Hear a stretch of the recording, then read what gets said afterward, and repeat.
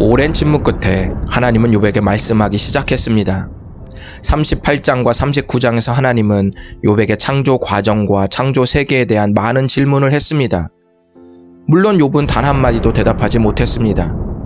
점점 욥의 시선은 하나님이 정의롭지 못하다는 문제에서 빠져나와 하나님의 광대하심에 놀라게 되었습니다. 이제 하나님은 욥의 마음속 심장부로 더 깊이 들어가셔서 말씀하십니다. 네가 내 공의를 부인하려느냐? 내 의를 세우려고 나를 악하다 하겠느냐? 욥은 고통 중에 신음하다 자신도 모르게 하나님의 자리에 앉고 말았습니다. 하나님은 욥이 간과했던 마음 상태를 찝어내며 계속 말씀을 이어가셨습니다.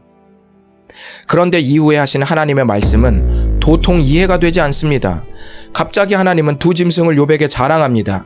하나는 베헤못이고 또 하나는 리워야단입니다. 한글 쉬운 성경은 베헤못을 하마로 번역했고 리워야단을 악어로 번역했습니다. 그러나 베헤못과 리워야단이 단순히 짐승은 아닐 것 같은 묘사도 있습니다.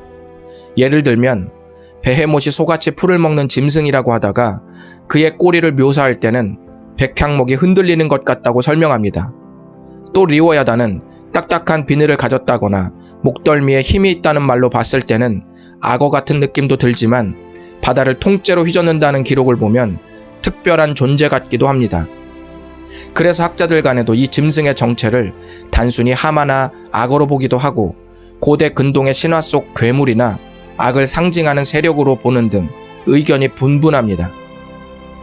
왜 하나님은 욥에게 베헤못과 리워야단을 한없이 자랑하고 계실까요? 사실 이 시간은 욥을 사랑하시는 하나님의 영혼 수술 시간으로 볼 수 있습니다. 욥은 자신도 모르는 사이에 모든 사고와 판단과 인생의 중심에 서 있었습니다. 하나님은 욥을 중심에서 주변으로 밀어내는 것이 필요했습니다. 우리가 인생을 살다가 스스로 중심의 자리에 앉게 되면 큰 문제가 됩니다. 왜냐하면 중심에 계시던 하나님께서 주변으로 밀려나시기 때문입니다.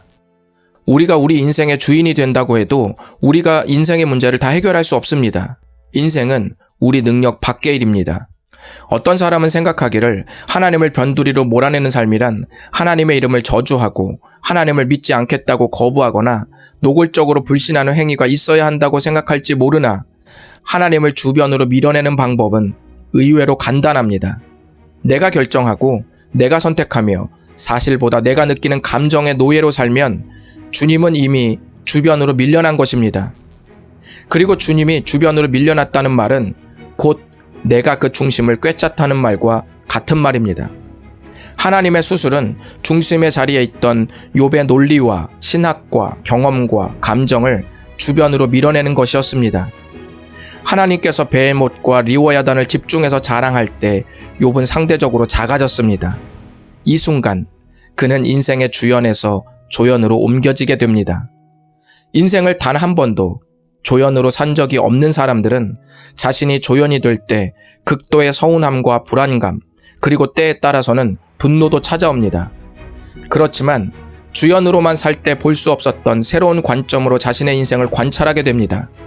그 시선에 하나님이 함께 하십니다. 그리고 마침내 당신은 살아납니다.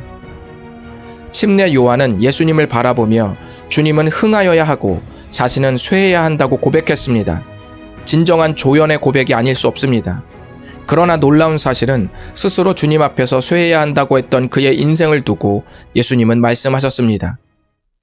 내가 너희에게 말하노니 여자가 낳은 자 중에 요한보다 큰 자가 없도다. 반전이죠. 주연으로 살고픈 이들이 바라는 인정과 평가 아닙니까? 신앙생활을 하다 보면 주님이 죽으라고 할 때가 있습니다. 그 말을 들을 때 우리는 내 인생의 중심에 있다가 주변으로 밀려납니다.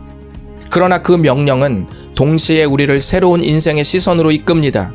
그 명령에 순종할 이들의 삶을 두고 예수님은 오래전에 이렇게 말씀해 두셨습니다. 누구든지 자기 목숨을 구원하고자 하면 잃을 것이요 누구든지 나와 복음을 위하여 자기 목숨을 잃으면 구원하리라. 이 말이 어떻게 들리십니까? 죽인다는 말로 들리시나요? 아니면 살린다는 말로 들리시나요? 이 말이 불편하면 우린 아직 주인입니다. 그러나 어색해도 가슴에 담으면 당신은 훗날 그리스도 앞에 섰을 때 최고의 VIP로 인정받게 될 것입니다.